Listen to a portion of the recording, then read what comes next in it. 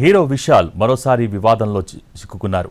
తన మాట తీరుతో మద్రాస్ హైకోర్టు ఆగ్రహానికి గురయ్యారు. కోర్టును షూటింగ్ స్పాట్ అనుకుంటున్నారా అంటూ కన్నెర చేసింది కోర్టు. ఇంతకు వైరల్ గా మారిన అసలు విషయం ఏంటి? తమిళ స్టార్ హీరో విశాల్ పై మద్రాస్ హైకోర్టు ఆగ్రహం వ్యక్తం చేసింది.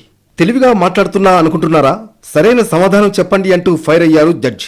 హీరో విశాల్, ప్రముఖ నిర్మాణ సంస్థ లైకా ప్రొడక్షన్ మధ్య డబ్బుల విషయంలో కొంతకాలంగా వివాదం జరుగుతోంది. ఒక సందర్భంగా విశాల్ తన ఫైనాన్షియర్ నుంచి 21 కోట్ల రుణాన్ని తీసుకున్నారు.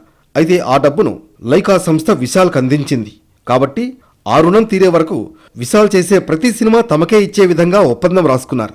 కానీ విశాల్ తాను నటించిన వీరం వాగే చూడం సినిమాను బయటి సంస్థకు అమ్మేశారు. ఒప్పందం ప్రకారం కాకుండా బయటి వ్యక్తులకు ఎలా అమ్మేస్తారని లైకా సంస్థ హైకోర్టును ఆశ్రయించింది.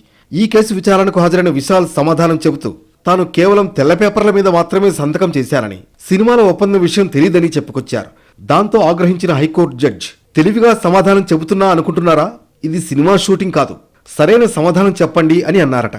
ప్రస్తుతం ఈ న్యూస్ సోషల్ మీడియాలో వైరల్ గా మారింది. పందెంకోడి 2 విడుదలకు ముందే డబ్బు తిరిగిచ్చేస్తానని మాట ఇచ్చారా అని ప్రశ్నించగా సమాధానం చెప్పేందుకు విశాల్ ఆసక్తి చూపించలేదు. ఇలా ప్రవర్తిస్తే కుదరదు, అవును లేదా కాదు అని సమాధానం చెప్పండి అని మరోసారి ఆదేశాలు జారీ చేశారు. దీంతో ఆయన తాను లైకా దగ్గర డబ్బు అప్పుగా తీసుకున్నట్లు అంగీకరించారు.